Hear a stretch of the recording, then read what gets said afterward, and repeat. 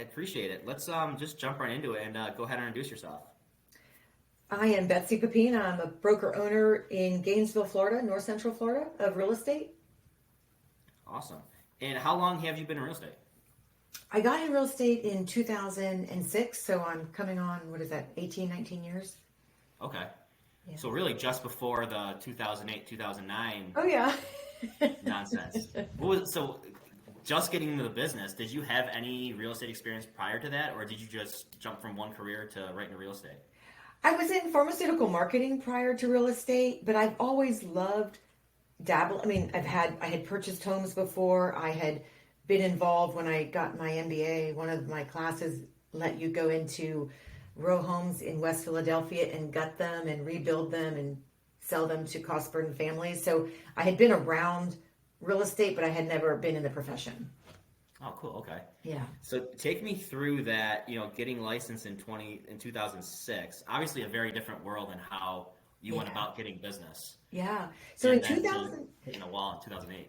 yeah, I mean, so hindsight's 2020. So obviously we didn't know the recession was coming in 2006, Right. but fortunately I did not go into real estate timing the market. And I don't advise people when agents come to my brokerage now and I sense that they're coming in to time the market, we're not interested in them. Like, that's not the kind of agent we're trying to attract. I really went in because I thought I would love it, and I did, for the work that it provided, but also the lifestyle that it provided in terms of the flexibility. But in 2006, that was the year that Zillow launched, and so it was just starting where a consumer could go online and start looking at homes. You couldn't buy leads, so you really had to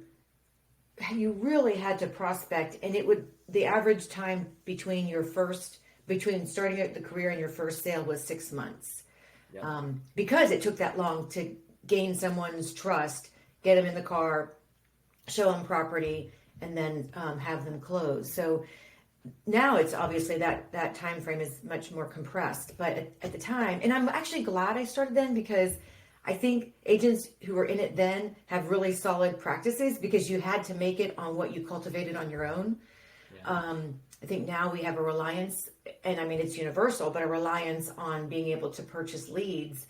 So some agents I see aren't in the practice of prospecting as much. And when the leads aren't as good, or when interest rates go up, it becomes harder for them to continue having a constant flow of income. Yeah. So how do you go about? Let's just jump right into it, because you have a lot going on. You're a brokerage owner. You have a title company. You have a real estate school, nonprofit. Mm-hmm. How did you? And it seems like you have a really specific, not necessarily specific, but you know exactly who you want in your brokerage, Mm-hmm. right? Like, Yeah. So how do you go about, making sure that they are the right fit, the right mindset, and culturally they're a good fit? I mean, that has definitely been a work in progress, and we learn with every hire, and every year I think we fine tune it more and more. At the very beginning, when I first started, I was a realtor a sales associate for almost 4 years, and then I became a broker. And my goal was just to be a broker, a solo broker. And then the next couple of years, agents in the community asked if they could hang their license under me. So I would say, sure. I didn't have a plan. I provided a desk, and honestly, that was it. Yeah. And I did hire, my first hire was an assistant to help me with my workflow. So I really didn't have a game plan. But then it got to be a little unmanageable. I mean, it got to be where I had 6 and 7 agents out of my office, at my home. We worked out of my house. I'm a single mom with 2 kids. And then I remember 2 days before my first vacation in a long time, my only assistant, my right-hand woman, came to me and told me she was quitting and going to my competition. Oh. And I was going on a cruise in 2 days. And that was a time when cruise ships, internet wasn't great. And I was like, oh my gosh, what's going to happen to my business? So instead of packing that, I went to the bookstore and bought any book I could find on companies that had built great cultures. And I spent the cruise reading those books, and I came back with a plan on how, I really needed to harness this in and have a plan. And that's when I started creating the vision, the goals, the core values. And now we live by those. The core values for our company are everything. We live by them, we hire by them, we rehome by them. You know, sometimes we miss something in the interview process and things come out 1, 2, 5, 10 months later, and we find that it's a rehoming situation, which is fine. It can be a positive situation. It's just that the values don't align and we need to figure out another plan for them.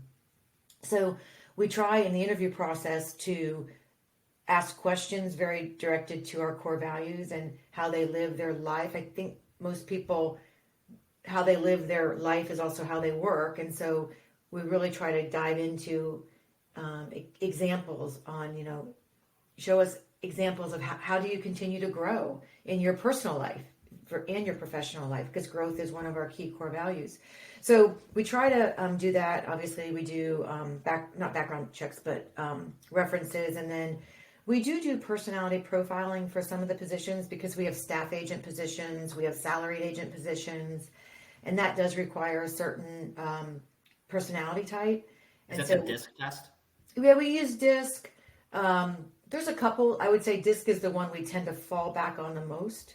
Myers-Briggs is another one, but DISC is the most frequent one that we use, because we really don't want it to be a situation where we get them in and we realize they're on the wrong bus, you know. Sure. But our mindset's also shifted over the years, and now the goal is just making sure they're on the right bus and recognizing that they might be on the right bus, but they might not be on the right seat. And we do shift people around. I mean, we've had agents go to staff roles and admin roles. We've had staff and admin roles roll on to being an agent. We've had people go to title. We've had people go to our property management brokerage. So it's really just, did we get the right person on the right bus? And then once they're there, we feel like now we have time to figure out what's the best seat for them given their natural abilities. Yeah. It sounds like a very entrepreneurial culture. I remember when I worked in marketing, this was back right after college, that was kind of one of the, you know, I guess not really core value, but like everybody that came in, you can kind of make the position your own. Mm-hmm. And if you didn't fit that one position, you can kind of morph it and move and slide to maybe you're a better fit for HR, or maybe you're a better fit for digital versus SEO. Right. So correct me if I'm wrong, but that sounds like a very entrepreneurial culture. Right. And that's what we strive to be. Exactly. It's hard to find great people. And I think it's almost like in real estate, it's like when I see like a piece of furniture or some type of decor that I love, I bring it home because if I love it, I know I can find a place for it. It's kind of like that. When I see talent that I love, we can find some, you know, a role that is a win-win. Yeah. Now, take me back to that. You read these books, right? And were you on your own putting this like plan together, or did you have a coach kind of guiding you along? Yeah, so great question. So when I got back from that cruise, I hired a coach, and that really helped me put some structure around it. It was funny. I remember, you know, kind of just spilling out everything that had gone on in the last 4 years of my career in real estate. And he's like, Betsy, you got to go big or go home. And I'm like, well, I'm already home. I might as well go big. So like the next week, I ended up buying some office property a couple miles down from my house and moved us out into official office space. And I think that was in my mind when I really became a legitimate brokerage. And I'm like, okay, this is going to be something. And I want it to be something versus just me being an independent agent, having different agents also sharing my name. So getting that coach was key for me. I wish it was absolutely something I had done on day one of my real estate career. I really do. I mean, I waited 4 years, which I'm glad I did, but I'm glad I got the coach. I wish I'd gotten it earlier because I think they're instrumental in anything that we do. There's always people several steps ahead of us and they want to share and help us grow, and why not utilize those resources? So I try to do that now in every aspect of my life, not only in my professional life, but also in my personal life. Yeah, I mean, it makes sense, right? Like if you want to, you know, get in shape, or if you're training for a marathon, you usually get a personal trainer or a coach. Correct. It's the same thing for business. I know, exactly. You know, take me through like the coaching. Like, was it one-on-one? Was it in person? Like, what were some some big takeaways that you got from it? Obviously, it was hugely beneficial for you. For me, so I joined a national coaching program. I was assigned a coach who I ended up having for, I think I was the longest tenured person who had stayed with their coach the longest when I left, which was at 9 or 10 years. But he was phenomenal. It was one-on-one coaching, Zoom every week. And then several years in, probably 5 years in, I moved to team coaching because by then I had built a team. And so then I still had my one-on-one coaching, but then it added a bi-weekly call with my team members and the coach, which was really nice for them to have an outlet to speak to a coach. I wasn't present. So it was really nice for them to have that connection. So I did that for 9 to 10 years. I think the biggest thing for me is it made me focus on my business, not in the business of where am I going to get the next buyer or seller, but it was where do I want this business to go and grow, and how am I going to attract agents? So it really took me from the mindset of a realtor to a business owner. And then the next step after that was once I had the brokerage, then, okay, how do I create other verticals that are going to use this same customer pool? And he was instrumental in connecting me to other mentors that could help me do that. Gotcha. So take that's a mindset, right? Like working on the business, not in it, right? Like I feel like it's so easy to get bogged down, and just spend time in it. And you can't even see, you kind of miss the forest through the trees. Yeah. Right. So what were some ways that you were able to kind of take a step back and work on your business? Were there any like aha moments or anything that your coach had, suggested doing? Well, we laid out a plan and a time frame, but it was definitely baby steps because I had a tremendous fear that, and I think all agents experience this when they start becoming successful, they don't want to release their customers to other agents. And it's, well, I'll lose the business. They called me. They only want to work with me. And building systems and processes. So you're selling the system and processes behind your name and not your name. And so that removing the expectation that you're going to be the one showing up at the buyer consultation or the listing appointment, but the team that you manage and the systems and processes that you've created, that's what's going to show up and that's what you're buying, not me, Betsy, showing up at your dining room table. So that was the biggest mental shift I had to overcome and be okay if I didn't sell that proposition correctly, be okay with some people not being okay with that and losing some business in the short term because I'm focused on what my vision is for the long term. Sure. So that was key. And for me personally, and I think it's easiest for agents if they want to go that route, you start with buyers. Those are easier. It's an easier customer segment to let go of because buyers don't have as high of, they're not as discerning and have as high criteria when they're selecting an agent. Typically, it's been my experience, as long as you know the area and you have access to homes, most buyers are fine with that. If you're accessible to them and to the homes that they want to see, that's great. On the listing side, those are harder. So that would be the second step in terms of removing yourself from the transaction, because most of the time, sellers, this is their biggest asset. They want to make sure they're hiring somebody that has sold a lot of homes and they can trust them. And so the first step would be to create a plan to let go of the buyers, and then second step would be to let go of the sellers.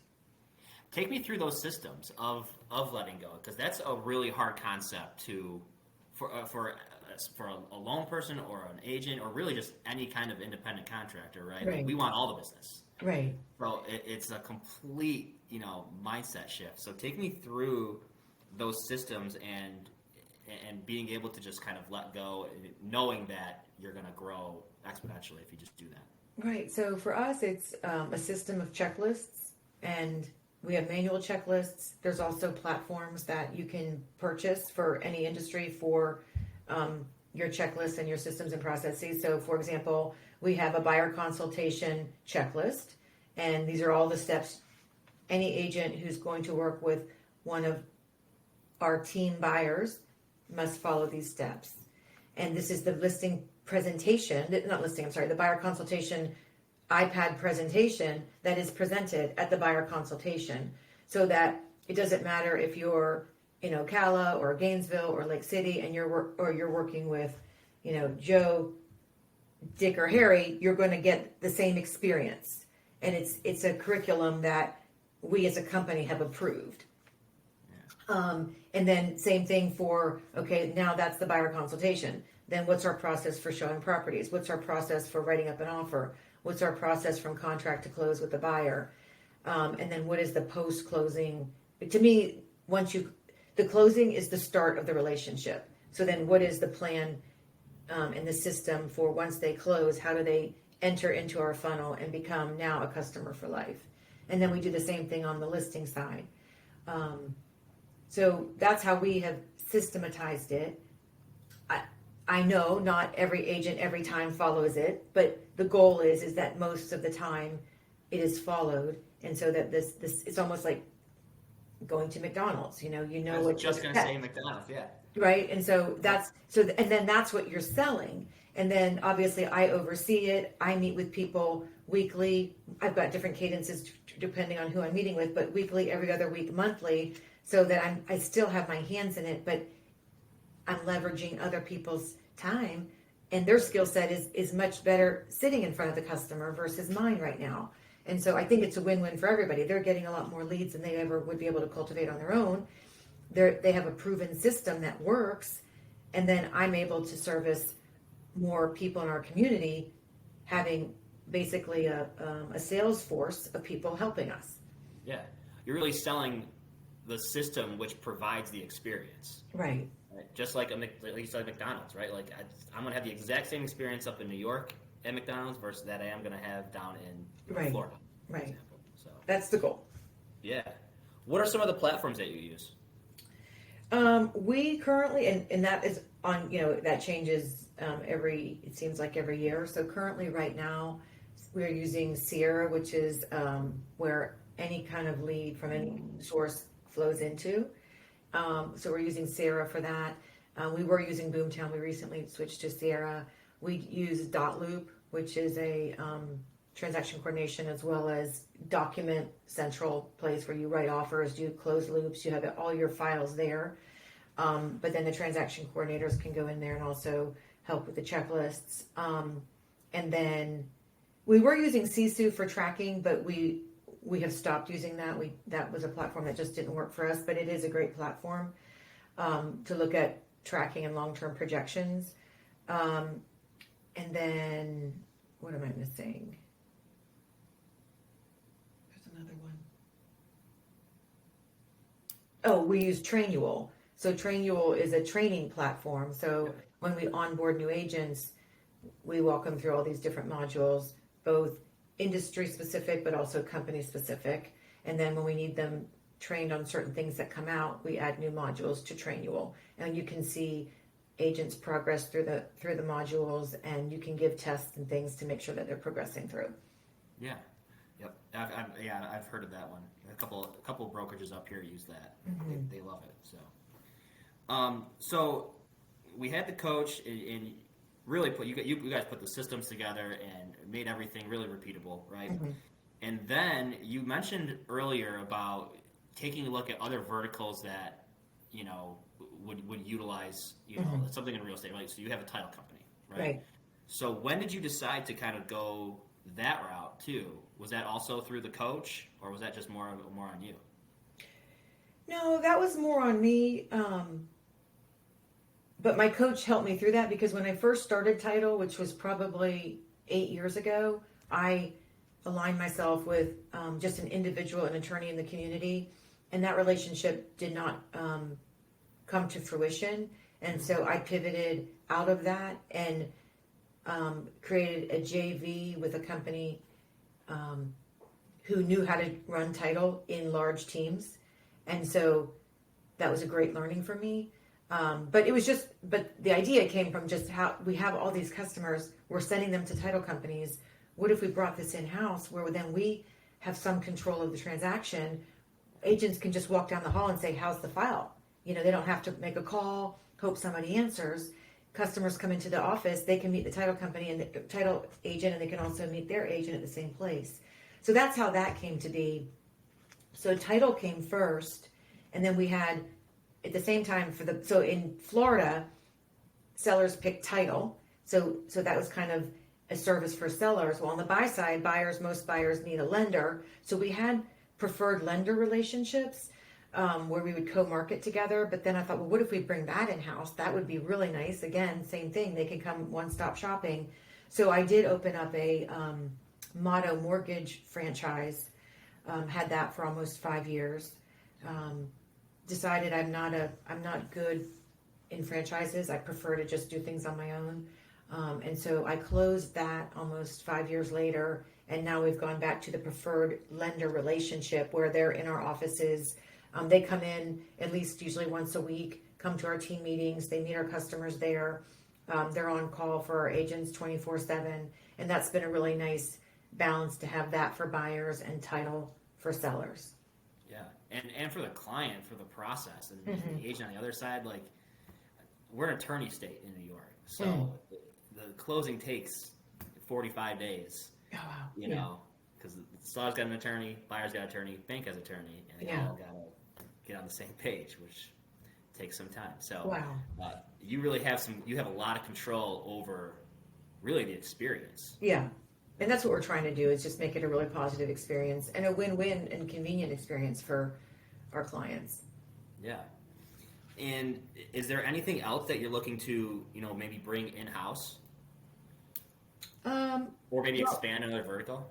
Well, we did the school. We did the real estate school several years ago, and that was because our model has been, a lot of our agents that come to us are new agents, new to the industry, and we would buy the new licensee list from the state. But then I thought, well, if we have a school and it's in our office, they're with us for a week. That's a great opportunity for them to get to know us and us to get to know them and see if there might be a good fit. And then we're actually going to expand that curriculum and start offering post-licensing training as well.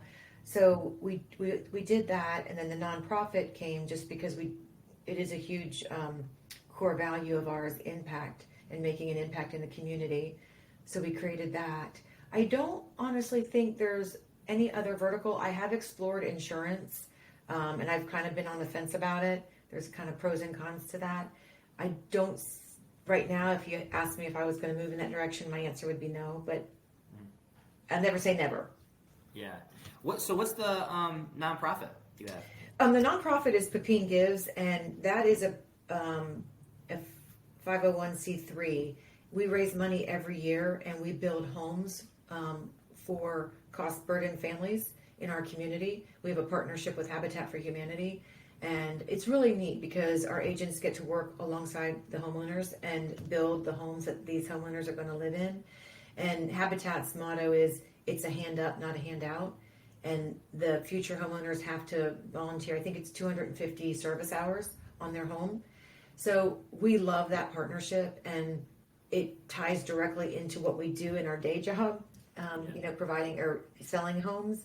So prior to having that nonprofit, we were involved in so many different volunteer organizations, which was great, but I really wanted to streamline it and focus it and make a greater impact in one area that we spend our lives in our profession. And so that's why we created the nonprofit. Yeah. Now, did you take that? You mentioned in Philadelphia you were doing with row houses. Is that kind of where you took the idea? Exactly. Yeah. Exactly. That's great. It ties right into your your core values. Yeah. Now, I don't know if I asked you this. How many agents do you have now total?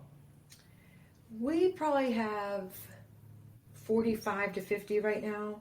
We've been as high as 75, and we've been as low. We kind of stay between 40 and 75. I feel like that's our sweet spot. Above 75, it just seems like things start changing, and we need new systems and processes. And that's kind of my next goal, is to break that 75 mark and create a model that works for a higher number of agents. What do you think some things you need to implement to get over to that 75 home? Pods. So like right now I have a large team. I've got buyer's agents and I've got listing agents that service the team leads, and then we have independent agents. I think to grow on the team side, we would have to create pods where we have different, almost like pod groups of buyer agents and listing agents, and then team leaders that then roll up to the sales manager. And I think we would also need to, we are in other cities, but we had a physical presence in 2 other cities, and then we pulled back during COVID, the physical office space, because so many people went remotely. But I do think getting above that threshold is, we're going to have to go outside of our own market and have physical presence in other ancillary cities. Yeah. And you're in Gainesville. Is there another city? I'm sorry? You're in Gainesville right now. Are you? Is there another city? We're in Gainesville right now. We used to have physical offices in Ocala and St. Augustine.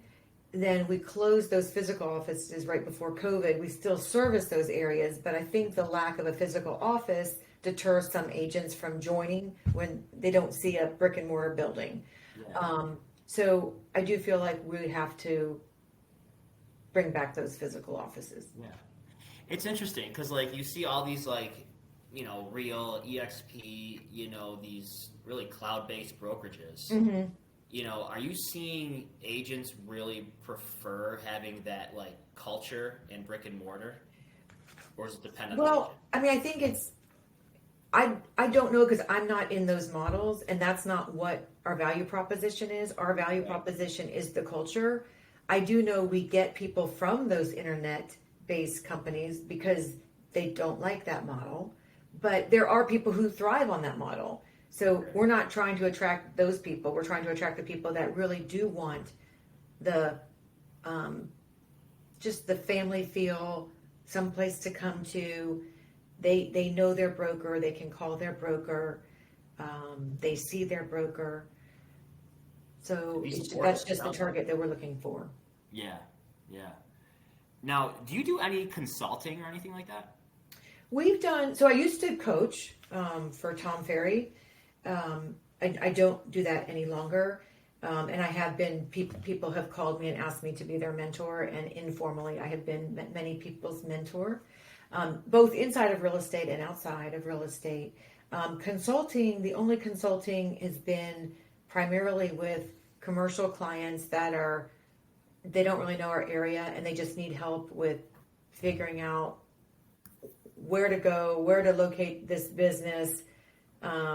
They need help navigating the departments within our city or county. So that kind of consulting, but honestly more informal, and helping them reach the end goal of purchasing property or land and building.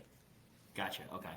I wasn't sure if there was any consulting with like other brokerages in like other areas to like implement the systems that you've done. I mean, we don't have consulting, but I'm in various different national masterminds, which are invaluable. I highly recommend, whatever industry you're in, that you start networking with people outside of your area. That was probably the best piece of advice I got early on in my career, is don't do any training locally. Go out.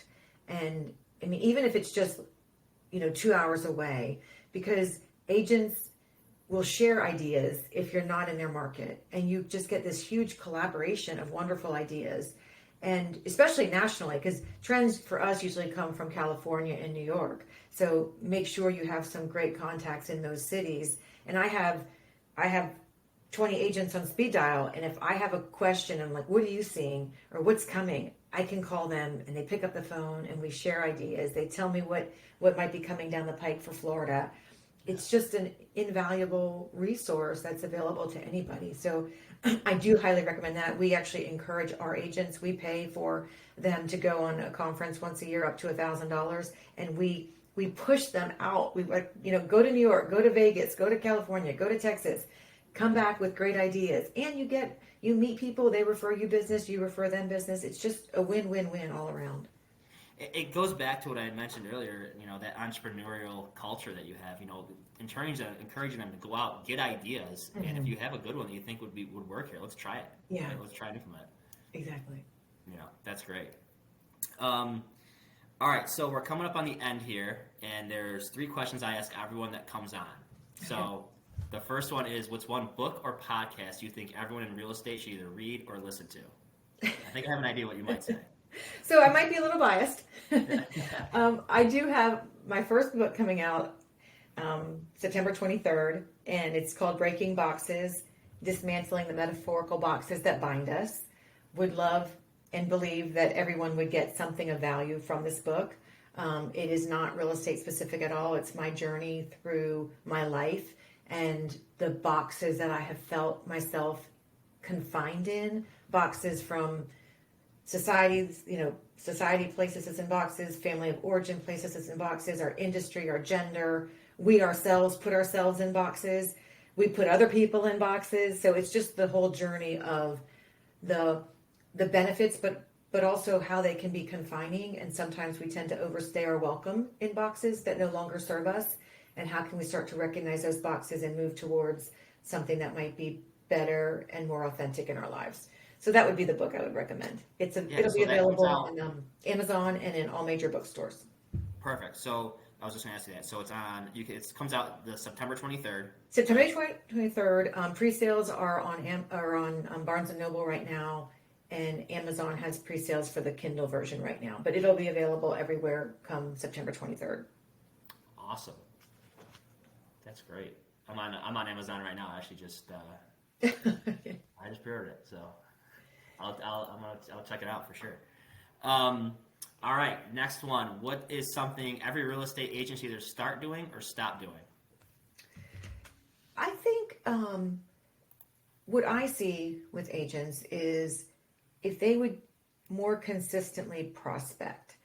Agents think real estate is a profession where your income goes up and down. It's so variable. And I tell agents the income's not variable. The activity is variable. So the more variable your activity is, the more variable your income is. And what happens a lot of times is the agents focus on the business they have, but they don't look behind and try to fill their pipeline. So if agents could get into a consistent practice of habitually prospecting, even if it's just an hour a day, it totally changes your business. You may not see it in the next month or two, but if you are going to be in this business for the long term, you've got to get that habit, I think, solid. Regardless of how well you're doing right now, devote that hour of prospecting. Yeah, that's one of the non-negotiables. Yeah. Right, during the day. Mm-hmm. You got to prospect and no one loves it. No one loves it. I hated it. I still don't enjoy it, but I know that I will enjoy the fruits of it later. Yeah. It's, what it is? I feel like it's getting over that call reluctance. I haven't talked to this person in so long. What am I going to say to them? Yeah. But, you just kind of do it, Exactly. Yeah. Yeah. All right. Last one. Where can everybody find you online? So I have a website, betsypepine.com, and that's my own website. Our brokerage website is pepinerealty.com. But for me and things like my newsletter and my book and things about me, betsypepine.com. Awesome. And I'm on all social channels with my name. Yeah. I was going to say, what's your handle on Instagram? Betsy Pepine. And same with Facebook. TikTok is Gainesville Realtor. Okay. Cool. Well, definitely, everyone check out that book. It comes out September 23rd, and it's available for pre-order on Amazon on Kindle right now, right? And Barnes & Noble? Barnes & Noble is hard and soft back cover, yeah. Yep. Awesome. Well, we'll definitely check that out. Well, I appreciate you taking the time to hop on the podcast. Oh, thanks, Chris. Yep, absolutely.